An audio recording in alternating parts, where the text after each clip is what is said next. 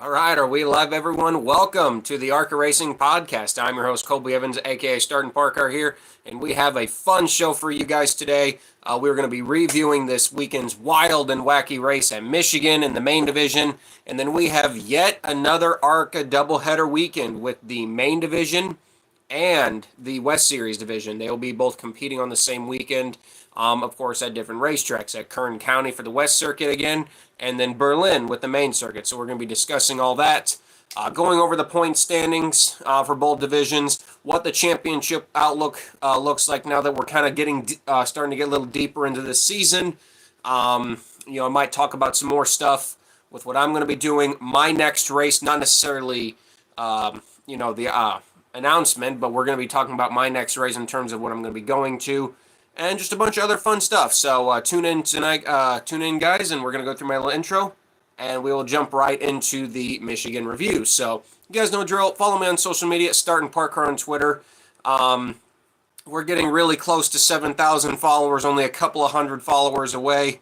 So if you like what you see here on this channel, go on Twitter, on X, whatever you want to call it, and hit me a follow there. And also subscribe to this channel. We recently just surpassed 2,500 subscribers. I seriously cannot thank you guys enough for that. I know it's not the biggest number in the world, but like I said, I didn't think this channel would even hit 250 subscribers. So the fact that we made it to 2,500, that's just a saint.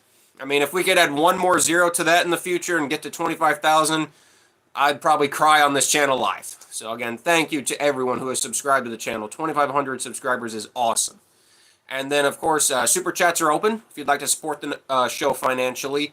The Racing Experts is the official media partner of this podcast. Sorry if I'm a little stuttery. The reason why we did not do a preview show for Michigan last week, the allergies bug hit me pretty bad last week. So couldn't really do a podcast because I wasn't 100%, and I'm still not necessarily 100%, but I'm a lot better off than what I was. So the Henry Ford Health 200 at Michigan, the ARCA races at Michigan are really, kind of hit or miss. Some of them have been very good. I admit, some of them have been very good, and then there's been some Michigan races that have been kind of dull. I feel like the draft package that ARCA has with these cars at this kind of racetrack, and especially with the different, rules and regulations, that are allowed compared to, per se, the top three NASCAR divisions. These teams can really, really trim these cars out and kind of skew them a little bit that you do not see in the other divisions. Now, Xfinity was not there this weekend, but they have run Michigan in the past, and that's why I was using them as a reference point. Another positive note is this was the biggest ARCA Menard Series field at Michigan, and get this, guys, since 2018. Actually, since 2017. I'm sorry, we beat 2018 by one car. 2017 had 29 cars. This race had 27. And to get that many cars at Michigan is a huge accomplishment for the series. Albeit, some of them were starting parks, but keep in mind, folks, I've been a fan for ARCA for a long time, and we have been through some dark days with car counts. I remember watching the 2020 ARCA race at Michigan, and we had 17. We've been through some tough car counts, so to see 27 cars, and the entry list has just continued to grow ever since we've come back from COVID, is a very, very welcome sight to see, for sure. So some of the we won't go through every entry. I'm sure you guys know the main full-time guys at this point. We had Gio Ruggiero. He was taking over the 18 this week. William Sawalich will no longer be in the 18 car. In terms of main series starts, he'll make a few more West Series starts.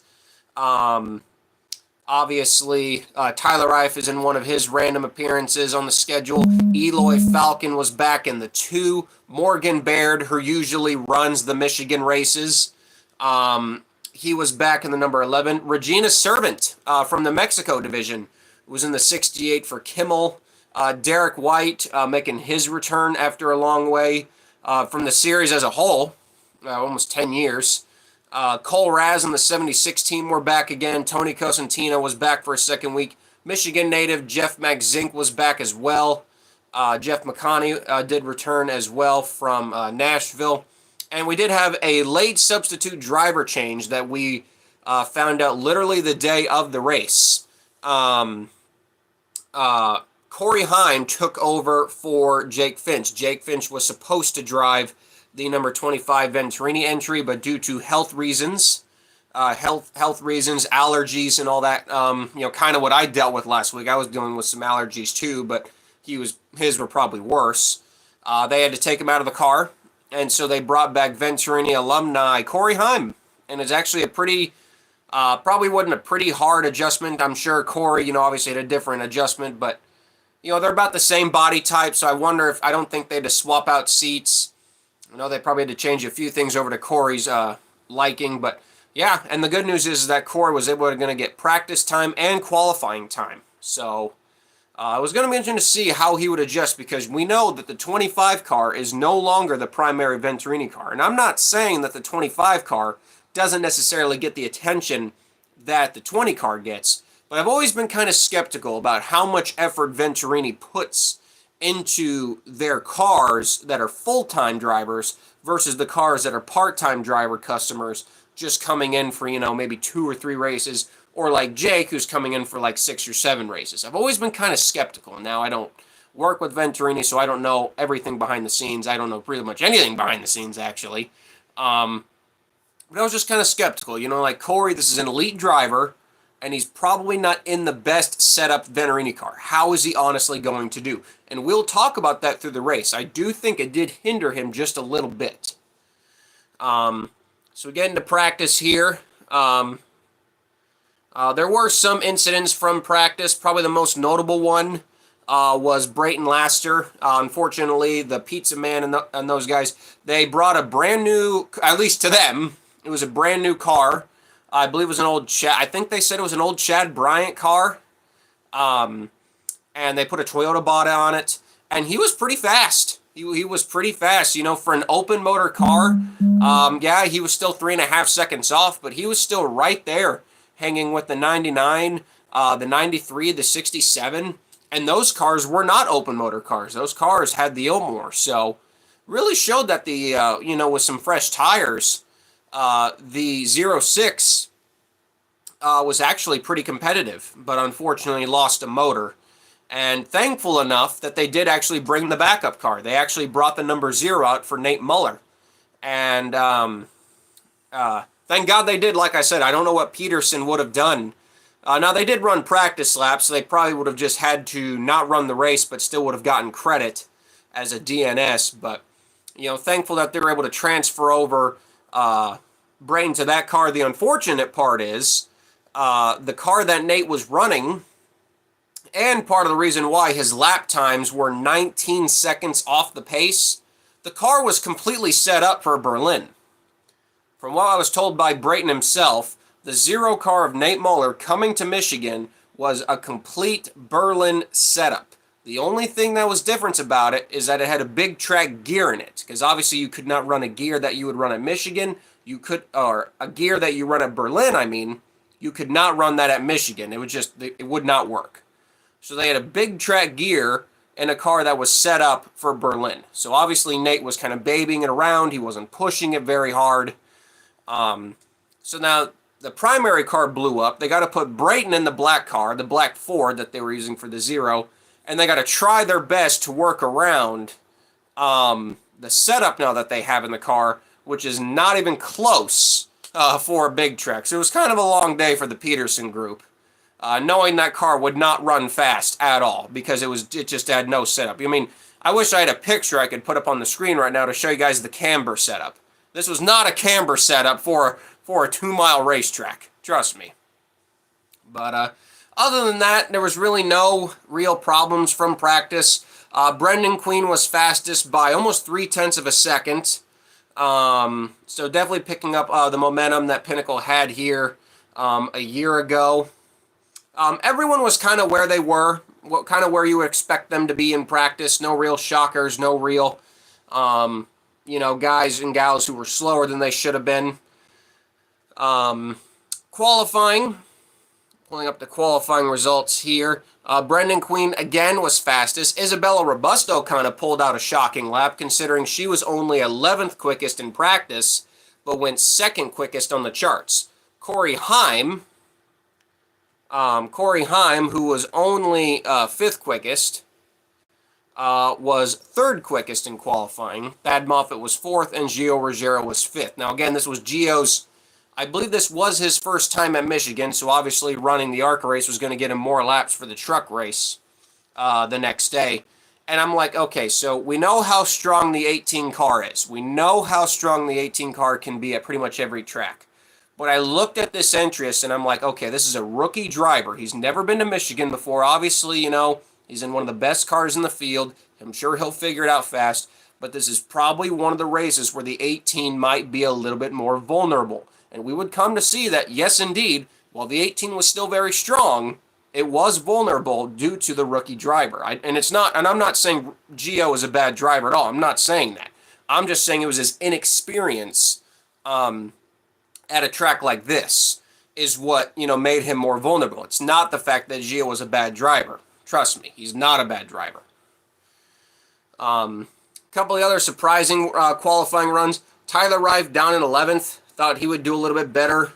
Eloy Falcon, I know it was his first time there too, but I thought he might do a little bit better than 12th. But then again, his teammate LeVar Scott was only 9th, so not the strongest qualifying effort by the Rev team, but they would run a little bit better in the race itself.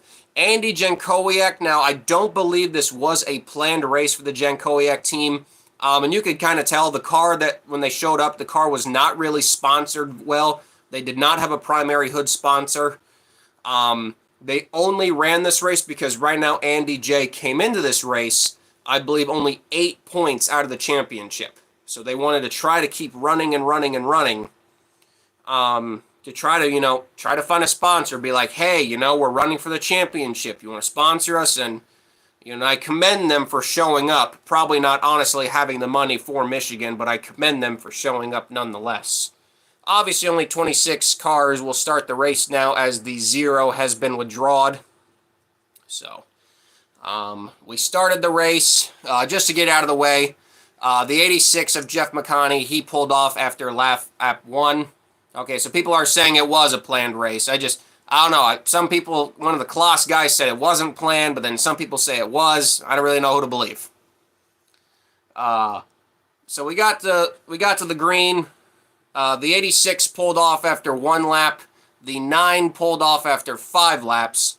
I don't know what happened to the 65. He was not a start and park, but, the Jeff McZink team always seems to be plagued by engine problems. So he was done after 5 laps. Mike Basham, another start and park, he was done after 8. And then Tony Cosentino, the other start and park for Fast Track, was done after 10. Just wanted to get the start and parks out of the way right there. So, they came out of turn 4 to start the race. Oh, yep, forgot to mute it.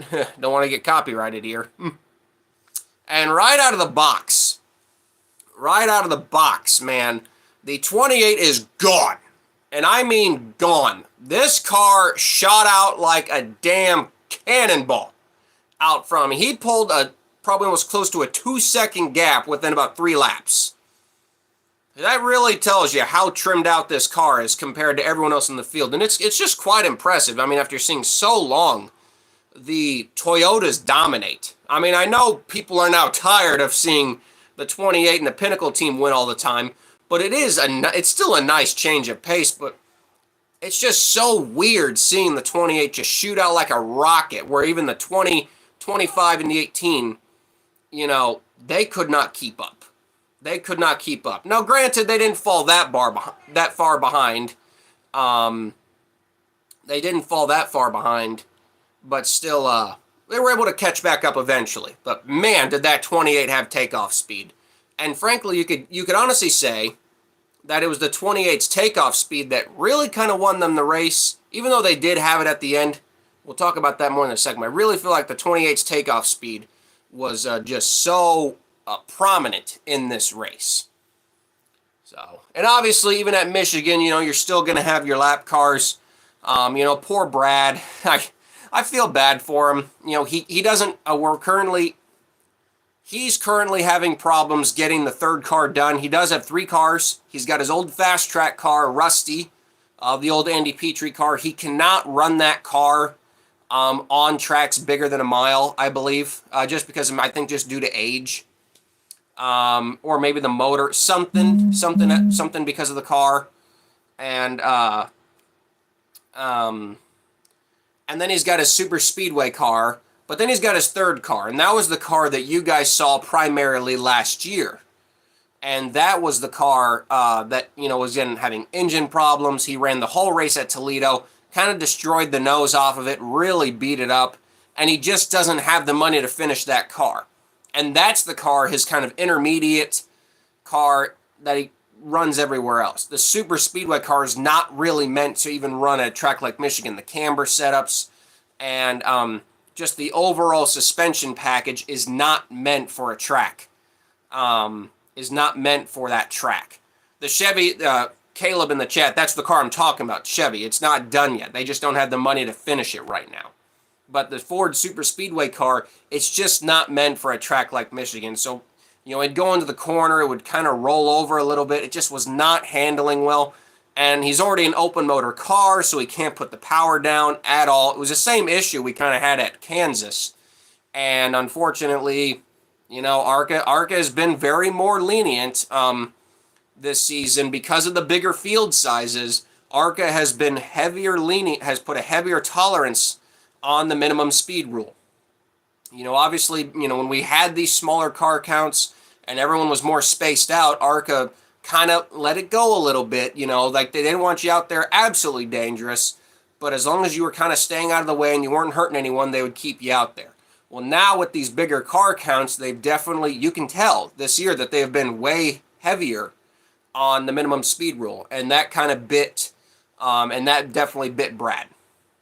There were some issues under the hood, but I think it was just mainly a speed problem that unfortunately took him out of the race. Alex Clubb, he would fall out of the race on lap 29. He actually lost a right front tire. And it was kind of a miracle it didn't blow out. Alex sent me a picture of the tire. It was pretty much flat and, on the verge of exploding. So he got really lucky. He didn't lose a fender right there. He pretty much just decided to park it at that point.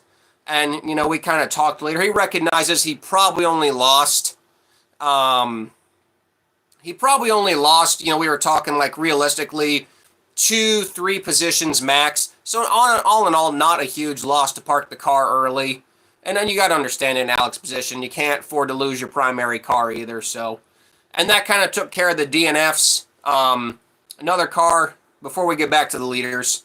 The 76 of Cole Raz, same issue, not the exact same issue as Charlotte, but again, with issues early in the race. I believe it was an internal mechanical issue. Was it fuel pump? I think it may have been a fuel pump problem on the 76. And he lost 14 laps. And just like Charlotte, his race was pretty much over before it started. So they had to basically run around there 14 laps down. And like I said, Brayton last year, Brayton said that they were losing tires left and right, I think on the left side, just because of the camber setup. It was a long day for him. So now that we got all that caught up, just wanted to update the back markers before we got to the back to the leaders. So it was clear that as the run went on, the 18 started to get stronger. Now, again, that's the advantage I've always given to the 18 team. For the longtime viewers of this podcast, the one thing I've always said about the 18 car is, while there's other cars in the field that have great takeoff speed, a lot of the times they can't keep that takeoff speed. The one thing that I really credit the 18 team, and it's one thing that even the Pinnacle cars, I still don't feel like the Pinnacle cars have been able to figure it out as well as the 18 car, is the consistent of that takeoff speed. The 18 can take off like a fireball. Sometimes not as good as somebody else. But the one thing that 18 car does better than everyone else, it maintains. And no matter who's in that car, too. No matter who's in that car, the 18 manages to keep that same speed. And not that the 28 wasn't doing that, but you saw towards the end of that first run before the first scheduled caution came out, the 18 was running him down. And this was from a pretty far back gap. The 18 was definitely closing on him as that caution came out. So, and then so they came back out after the first caution, went back going green again. Gio Ruggiero was able to get the lead. Really good side-by-side run to start this stage, second stage. I guess you could technically call it stage racing in ARCA because they had 2 scheduled cautions, so I guess we can call this stage 2. But the 18 was able to stay on the outside of the 28 and clear him after a few laps of side-by-side racing, and the 18 was able to pull away. And now, the one thing you did kind of notice, you guys saw Steven Taranto's Twitter page, and I retweeted it, the 18's windshield did look like it was flexing a little bit, and actually so did the 28. So, I'm not sure how many people in the field actually had flexing windshields, but you could kind of see it pretty clearly in a screenshot online that the 18's windshield was flexing a little bit on the left side. But, to the eye, just the eye of the beholder, But the 18 was getting away, but he wasn't exactly, getting away. It was about a second and a half ahead, which is kind of a manageable gap. It's not too big. It's not too far away. At this point, the 28, he's in second. And then you saw the 25 really come alive. The 20 of Lawless Allen, he was there. Like, he could run with second place, but he couldn't get second place. And he definitely did not have the speed. He definitely did not have the speed of the winning cars, but he could, draft with them. And this is really where I felt like the talent of Corey Heim came into play. He drove that car. He was really kind of a non-factor in that first run. He was up there, but didn't really do much. This second run, where they got some adjustments on the car, this is where Corey turned it up. Got up to third place. And was challenging that 28 car. And again, I go back to what I was saying. I don't feel like, this is just my gut opinion. I could be wrong on this, but this is just, it's how I've personally studied watching these Venturini cars over the years. And this is just me and my bird's eye studies. I could be wrong on this, but as a fan of ARCA for watching all these years, that I have seen that the Venturini cars that are with full-time drivers tend to run better than the ones with part-time drivers. Now, is that due to that they're putting more efforts and resources into the full-time cars? Or is it just because the part-time drivers don't get to drive as much? I don't know. But I don't feel that the 25 had the same amount of effort that the 20 did. So to see Corey running as well as he was in that car was very impressive to me. And that's not a slight against the team. It's just a personal observation. I could be wrong. But after watching this series for, almost 2 decades, you can kind of pick up on things from time to time, especially within the last 10 years. So, like I said, the second run was pretty uneventful. The most important thing that really happened during the second stage was the 31 had trouble getting going. The first one had trouble getting going. So they unfortunately lost 10 laps on pit road, which is a shame. Kind of killed their race. And then, hang on, I'm trying to look at the results and see what, Andy J. Andy Jankowiak unfortunately came down pit road. He wasn't even doing that bad. He was running about 8th, 9th. Didn't really have the speed to contend for a win, but had a top 10, maybe a top 5 car if his luck fell right. So,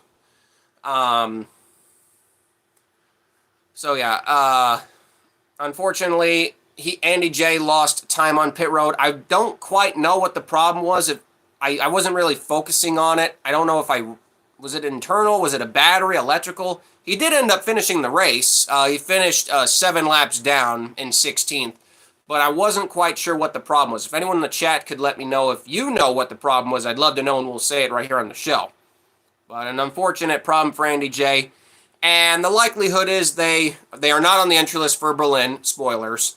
And I'm sure they would have been on the entry list had they run well. But because they are now so far behind in the points, I'm sure Class Motorsports is going to scale back to their originally slated part-time schedule. So that was a shame. We had the second scheduled caution, went back to green. And again, great battle up front. Great battle up front as the 18 and the 28 side-drafted each other. Side-drafted each other coming off of turn 4. And again, the takeoff speed, the 18 was able to match it the first time around. And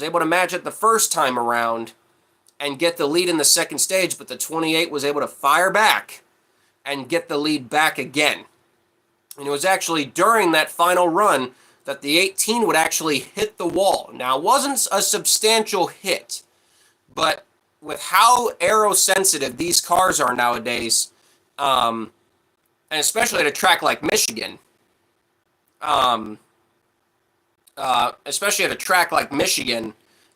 any kind of hit to the wall and any kind of hit to the right side where a lot of that downforce is needed can severely affect the car, and I do believe that played a factor with Gio Ruggiero because he was a non-factor for the rest of the race. He fell back to 4th place, and he just kind of stayed there. He really just kind of was a non-factor. So I want to say that damage from the wall hit pretty much ended his race. He was just kind of a passenger at that point. Before we get going, somebody in the chat reminded me, and I almost forgot to bring this up, TV did a really, really nice 2 or 3 minutes showing the 68 of Regina Servant. And honestly, she did a really good job out there. Obviously the Kimmel team, they run an open motor. So, they don't have the kind of power under the hood that the Ilmores do, but they make up with it with a different gear package. But, for her first time in Michigan, she did a solid job. She did a very solid job. Kind of learned something new, even though the 68, it had trash on the grill. And we actually learned something new from TV commentator Phil Parsons, that the OEM open motors can actually run hotter than the Ilmore motors. If the Ilmore motors get above 210, 215 degrees, they actually start to detune. I did not know that. I really did not know that. So you learn something new. Even, I've been in this business now for almost 10 years, doing volunteer work, in pretty much any position possible and trying to learn engines and all this. And I honestly didn't know that. So you learn something new every day. That they can actually, the OEM motors run better than the Ilmore engines do. So that was cool to find out. And they actually did also announce during that piece that she will be back with Kimmel Racing for IRP and Iowa. So that'll be cool to see her in Iowa. She sounds like a nice lady, and she can clearly drive. So, yeah, hopefully that team can get an Ilmore. I'm not sure if they want to use Ilmores, but it'd be nice to see Kimmel Racing with a top-tier Ilmore to really go up there and compete at these tracks, because I love Will and those guys, and I know they could be winners if they just had a little bit more funding. But yeah, so going back to the leaders, the 18 hits the wall. Lawless Allen gets to the highest point that he's been in the race in 2nd place. The 28 is starting to build up the same gap. But I'm telling you, man, this is really, really where Corey Heim turned it up. He gets past his teammate Lawless Allen, and in a really, really good last couple laps showdown, he is chasing down the 28. Just a classic old-fashioned catch battle. But the one thing that has been a consistent problem with NASCAR in these modern times with lower horsepower is dirty air. That has been the talking point of many races and many finishes, saying that, it's played a factor. Well, these Ilmor engines only make 700 horsepower in general, so we honestly couldn't go much higher. I don't know exactly what these ARCA engines are making. I think it's around 600, maybe 550, 600, 650. I'm not, it's in that range. They're not running them exactly at 700, but these engines only got 700 in them. They couldn't go that much faster if they honestly wanted to. So, you know, I hate it. I don't like dirty air either. It does suck, but you just got to take it for what it is nowadays. And was the 25 faster? I don't think so. I don't think the 25 necessarily had a faster car. I just think the 25 had a more experienced driver. And that's not a slack against Brendan Queen. That is not a slack against him at all. But this was his first time at Michigan, while Corey, how did Corey race Michigan before? I thought he had. Maybe he actually hadn't. Then again, Corey has more seat time in these cars in general. Yeah, he had. Corey raced in the ARCA races there before, duh. So Corey had previous experience. But I don't believe he had the better car. And the 28 just played the dirty air game to his advantage. And I understand it sucks, but it's going to be here. And if you're going to complain about it, I'm sorry. I don't know what to do about it. The racing's not going to change to keep the dirty air away. Dirty air has always been around. It's just, you know, with bigger horsepower wasn't a huge problem. But nonetheless, the 28 was able to hold him off, and Brendan Butterbean Queen gets yet another win to his very impressive season, takes over the points lead. Corey Heim ends up second. Lawless Allen ended up third. Gio Ruggiero was fourth. LeVar Scott, you know, again, just clicking off top 5 finishes. Yeah, I know that guy wants to win. I want him to win too, but I'm sure it'll come. I'm sure his day will come. Thad Maltfit was 6, Tyler Reif was 7, Jason Kitzmiller was 8. Isabella Robusto, despite a great qualifying effort, only ended up 9th.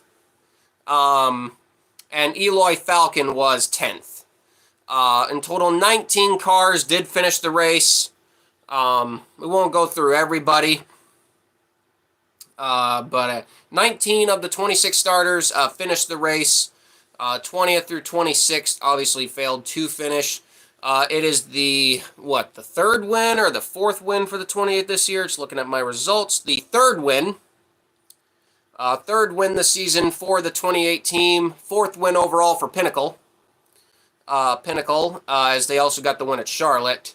Yes, in the chat, send a RIP to Travis Carter, the owner of the Kmart cars. So, he was a beloved member of the NASCAR community that we unfortunately lost today. So, yes, our RIP Travis Carter. The point standings coming out of this race are as this after 6 races. Brendan Butterbean Queen leads the point standings by 6 over LeVar Scott and over 8 over Lawless Allen. Again, that is your 3-way for the championship battle. Everybody else is either not full-time or simply too far back. But we still have a very, very competitive race for this championship. 3 very good drivers and 3 very good teams. 2 Chevrolets versus a Toyota. The next full-time driver is down in 5th with Jason Kitzmiller. And then Isabella Robusto in 7th. She is minus 19. Alex Clubb in 8th, minus 94. Michael Maples 9th, minus 100. And Brayton Laster in 10th, minus 107. Obviously, Brad Smith missed Daytona, so he unfortunately does not count in the full-time driver ranks. But he's getting up there slowly but surely. He's in 15th place. So... And you notice I did not say Thad Moffitt as right as we get into, before we get into the previews, he is no longer driving for Nitro Motorsports. Trayton Lapsevich will take over the 46 this weekend. We'll talk about that more in a second. But wrapping up on Michigan, I thought it was a fun race. Again, not perfect. No ARCA race is going to be perfect. It's hard to find a perfect race. But I think it ranks a 7. I give it a 7 out of 10. 6.5 if you want to go the lowest. But I think a 7 out of 10 is a fair score. But yeah, See you next year, Michigan, and would like to go to Michigan one day. You know, it's only about 8 hours from my house. Kind of a hefty drive, but I would like to one day make Michigan if possible. So that's Michigan, wrapping that up, and we will transition to our double preview show. Yes, one of the rare times where you see two ARCA Menard Series divisions competing on the same weekend. The ARCA Menard Series West at Kern County, and then the ARCA Menard Series main division at Berlin. We will start off with the West Division at Kern County. I believe this is the second Kern County race of the season. And the good news is car counts are up. And with how the West Series fields have been this year, that is a major, major thumbs up. Because, man, seeing 12-car fields kind of breaks my heart a little bit. So, you know, and I know 15 cars is not exactly the biggest upgrade, but I'll take it. I will take it. So 15 cars for this weekend's race. We'll go over the entry list just from top to bottom, so bear with me as I read this all off for you. We'll start off with the number 1 of Robbie Keenely, the number 3 of Todd Souza, the number 5 of Eric Johnson Jr., the number 6 is Buddy Shepard. Good to see Buddy back in the West Series. Haven't seen him in a while. A third Jan's Towing car this weekend. The number 9 returns with Joey Keenely, a relative to Robbie Keenely. The 13 of Tanner Reif, Jake Bowman, our most recent winner at Colorado. Jaron Giannani in the 23. Trevor Huddleston in the 50. The 51 of Blake Lothian. The 55 of Andrew Chapman. The 68 of PJ Pedroncelli. Now, great to see PJ Pedroncelli back in the ARCA Menard Series West Division. He is running a car fielded by Rod Nealand. Good to see Rod Nealand also back in the series as well. Hopefully they'll be at Sonoma. Kyle Keller, of course, in the 71. Jonathan Rayom in the 72. And good old rounding out the field like usual, David Smith in the 05. So, like I said, it's just good to see more cars in the West Series because I know that has really been the series' Achilles heel this year with 11-car fields, 12-car fields. Even the big Phoenix race only had 34 cars compared to last year's 43. So it's just a positive. It really is. And considering that we only had 12 cars here in the spring race. So having 3 more cars is definitely a plus for sure. Now, you guys do remember how the West Series race we had in January, like God forbid we had that in January. I just remembered that. We raced in January. That was weird. That was weird. And you guys remember how that race went. It was all about tire management. The guys who pushed early dropped like flies at the end. And you know, remember, Daniel Hemrick was in that race. He got caught up with a lap car. He got damaged. His day was done. And you had that very, very thrilling last lap pass finish. I don't think it was actually a pass. It was just a last lap bang between Kyle Keller and Trevor Huddleston. It was clean but aggressive. And it was a really, really fun last lap finish with Trevor Huddleston picking up the win. I have no doubt in my mind we'll see that again. The one thing that I have constantly, and I mean constantly, praised the West Series division this year has been despite their bad car counts, the races have been great. And I think the reason why they are great is simply because they don't have the scheduled cautions. They teach tire management. And tire management races can be very fun, especially when you go to tracks that wear out tires.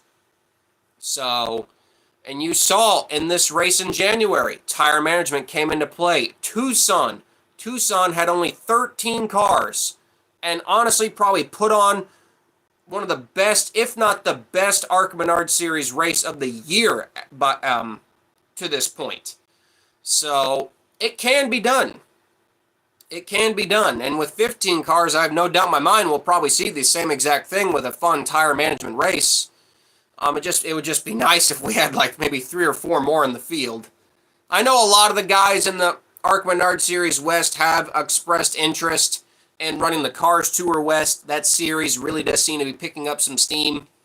I know the Nascimentos, that we normally see in the ARCA Menard Series West. They have been appearing more lately in the Cars Tour West. So I'm not sure when they will return to ARCA or if they're just going to transfer over to the Cars Tour West division. Who knows? You know, obviously with Kevin Harvick heavily promoting that series, and even competing in it with his son, it's definitely a little bit more admirable for those teams to go over there than run ARCA West. So, but for now, I'm taking the wins where we can get them. The ARCA Menard Series West points coming into this race.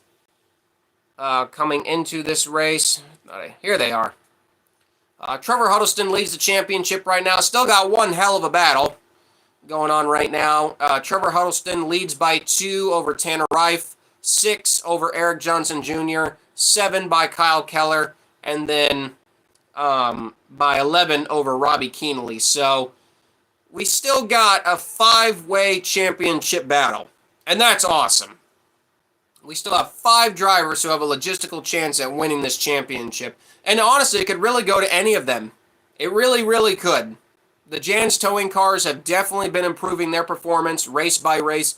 Eric Johnson Jr., he's definitely gotten better this year. Tanner Reif and Trevor Huddleston, they're always up front. So honestly, it could go to any 5 of those guys. It really, really could. And that's fun to see. You always love seeing more drivers compete than just one. So, obviously, Blake Lothian and David Smith make up the rest of the full-time drivers, but they are mathematically out of championship contention. So, as for my picks of who's going to win, I pick them every week because I want them to get the win, and, I love the guy.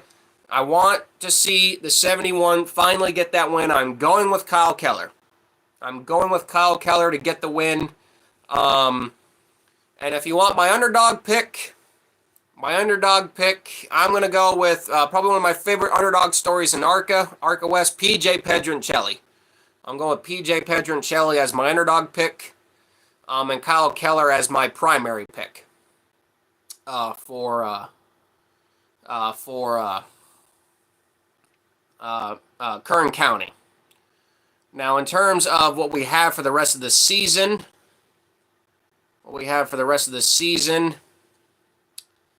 hang on, I'm just trying to pull up the schedule here real quick. There we go. 12 races for this ARCA Menard Series West season. We are nearing halfway. Sonoma in July will make up halfway through the year. So we'll have a real good look at that championship battle then, especially after a road course race, for sure. But yeah, so that's ARCA Menard Series West. Hopefully Janice Towing can finally get to victory lane, but we'll see. So now we transition over to Main Series ARCA at Berlin. And, not only are car counts up in the West Division, car counts are up once again in the Main Division, and that always gets a thumbs up. The ARCA Menard Series Main Division sees its highest car count at Berlin since 2016. 24 cars for this weekend's race. And again, that's W because Berlin has been one of the most struggling tracks for car counts. When the series left the track after 2018, did not return until 2021, where they only brought 16. And then in 2022 and 2023, they only brought 17. And then last year, they brought 20, but still had a lot of starting parks. This year, we got 24 cars, a very, very solid entry list for Berlin. Still got a couple of starting parks in there. But the good news is we're going to have more full race cars in this year's race at Berlin than the amount of cars that showed up in total last year. So that in itself is a W. And we'll be going over the entry list as follows right now, so I'll be reading this off. We've got the number 3 of Willie Mullins. Great always to see Willie Mullins come out and race. He'll be doing back-to-back weeks at Berlin and Elko. Michael Clayton in a second City Garage car, so that will be interesting. I'm not sure if that is going to be a start and park R&D car or what, but potentially it wouldn't shock me if that is, because that car just came out of nowhere. So we'll see what the City Garage team ends up doing with that car. LeVar Scott in the 6. Don Thompson, remember him? He was a longtime Peterson driver at the Pocono races. He returns to ARCA for the first time in a few years in the number 9 for Fast Track. Matt Kemp in the 10. Tony Cosentino in the 11. Trevor Ward in the 12. Max Reeves, we'll talk about him more in a second. We'll talk about him in a second. Yeah, 71-year-old Don Thompson. Gotta love him. Max Reeves in the 18. Lawless Allen in the 20. Mason Mitchell in the 25. Brendan Queen in the 28. Tim Goulet in the 31. Brad Smith in the 48. Isabella Robusto in the 55. Great to see Mandy Chick back. Great to see Mandy Chick back in the 67. That is her own car. She's using her own equipment. We're using the number 67 number for points. Trayton Lapsevich in the 70. We'll get more on him in a second. Becca Monopoly in the 85. Chris Golden in the 86. Jason Kitchmiller in the 97. Dale Shear in the 98. Michael Maples in the 99. Jeff Smith in the 01, Brad's brother. Alex Clubb in the 03 and the 06 of Brayton Laster. Now, you guys may have seen that I missed the number 46 of Thad Moffitt. Well, that ride no longer exists for Thad Moffitt as he now transitions to a part-time schedule. Trayton Lapsevich will run as the number 70. They were going to bring 2 cars to this race. Thad would have been in the 46. Trayton would have been in the 70. So, once again, another full-time potential season for Thad Moffitt blows up. It feels like this is like the 5th time now that has happened to Thad Moffitt. Obviously, I think they say he's a part-time schedule, so I want to say he'll probably still be driving a few races for Nitro this year. Just a matter of where and when. I'm kind of confused on why they didn't transition Trayton to the 46. Trayton to the 46 because I would think that Nitro would want to keep their owner points. So I'm kind of confused. That they wouldn't transition to the number 46 because they're going to lose their owner points unless they've already worked it out with ARCA that they're going to be switching owner points after this race. So I'll be really curious to see that because it'd be kind of dumb on their part if they intend on fielding a full-time ARCA car to just stick with the number 46. But that is if, again, they just transition their points to the 70, which I'm not sure if you're allowed to do, but, if you can, you can. If you can't, you can't. But, yeah, great opportunity for Trayton Lapsevich nonetheless, and a really good team. And like I said, a strong field overall. As I know right now, the only starting park that I know is 100% confirmed is the 01, because that's Brad's backup car, and there's no way that car is running more than probably 3 laps, max. As I was told by a Fast Track representative, as of now, they said they don't know if they're going to have any starting parks, so who knows? Maybe all 4 ARCA cars from Fast Track are actually running the whole race this week. That'd be nice. But I was told by a representative that as of right now, they don't plan on parking. So, that'd be nice. The one thing I'm really curious about this weekend is Max Reeves has run 3 ARCA Menard Series East races and really hasn't had much of any competition in any of them. Well, this weekend it's different. He's playing with the big boys. Venturini will be out there and those three, and they're big boys. You got LeVar Scott out there. You got Willie Mullins, who's actually pretty competitive on these short tracks. Got Trayton out there too. This is going to be a real test for Max Reeves this weekend. This kid, he's coming in he's surprisingly for the team he's in, he's actually coming in as the underdog in a way. And I'm going to be really curious to see how he does. I don't think he's going to have another blowout performance like he's had at the other races. I think he will get beat this weekend. Brendan Queen, he's going to be hard to beat. I think he is the favorite this weekend. He is my pick to win. But I think another guy who is going to be probably the car to beat, honestly, is Trayton Lapsevich. I think Trayton and Brendan are probably the two favorites for this race. With maybe, I guess you could throw Willie Mullins in. I'll throw him in as an underdog because he really is an underdog. But I think Trayton and Brendan are probably the two favorites this week. I'm going to be really, really curious. I'm going to be paying attention to how Max Reeves does now that he'll actually be in traffic and he won't be the best car out there. Like I said, we already went over the point standings, so it'll be interesting to see who has a good week at Berlin, who doesn't. Obviously, it's a Midwest stretch for the next 2 weeks here at Berlin and then next week at Elko. So I'm kind of curious how many teams will just go straight from Berlin to Elko. Because it really doesn't make any sense for them to go all the way back to North Carolina just to come all the way back up to Elko. So I wonder how many of these guys are going to be just go up to Elko and hang out there for the week. You know what I mean? So I think some of the teams did that last year, or there was 1 year where they had those races again back-to-back, and some teams did that. So it would not shock me if some of those guys, depending on how well the race goes, if they just say, screw it, we'll just go straight to Elko.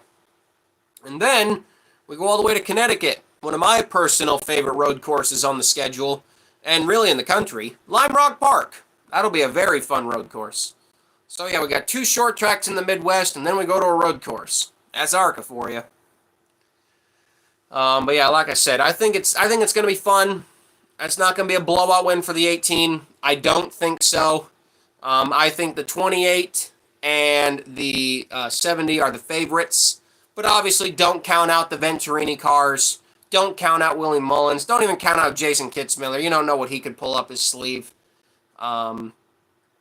Lap traffic definitely going to be a little bit more of a factor because we got some more cars in the field.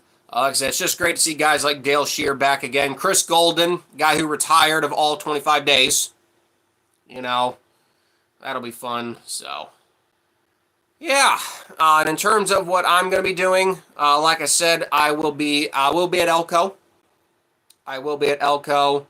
Mike Seneca's in the 86 at Lime Rock now. Oh boy. Well, heard it right there in the chat. Heard it right there in the chat from Alex Malik. Apparently Mike Seneca is going to be in the 86 at Lime Rock. All righty. Wow, didn't expect that. But yes, I will be at Elko. It's always a fun place. I've been going there the last couple years. Obviously, we got to witness that awesome 3-wide finish last year, so hopefully we can replicate that. And like I said, we'll be doing something very, very fun at Elko. We'll just be doing something very fun at Elko. I'm not driving. I know that, but let's just say we'll be doing something very fun at Elko that you guys will like. So I'll leave it there, but and then after that, I'm not really showing my next ARCA races. I want to go to Lime Rock to help out. It's just such a long drive, and I'm not sure. I'm just not sure how to get. I'm not sure how to get to Lime Rock. I don't really have the money to fly right now because plane tickets are just ridiculous. But I'd love to go to Lime Rock because, like I said, it's honestly outside of probably Watkins Glen and Road Atlanta. It's one of my favorite road courses on the circuit. And VIR. There's so many great road courses that we should be running at, but we're not. So, anyway, guys, have a great night. Have a great night. Thanks for tuning in to the podcast. I appreciate, again, all the continued support. 2,500 subscribers. Yeah, I'm just tired. Like I said, my allergies have been kicking my ass. So I'm trying to get through this last little bit for you. Like and subscribe to the channel. Turn on that bell for all notifications so you guys never miss a podcast when I go live. I give you all the goodbye salute. Thanks for tuning in tonight. I will see you guys on next week's show for the review portion of Kern County and Berlin, and then we will preview Elko. So I will see you all next week. So long, everyone. Thanks for tuning in tonight as I try to remember how to turn this off. Goodbye.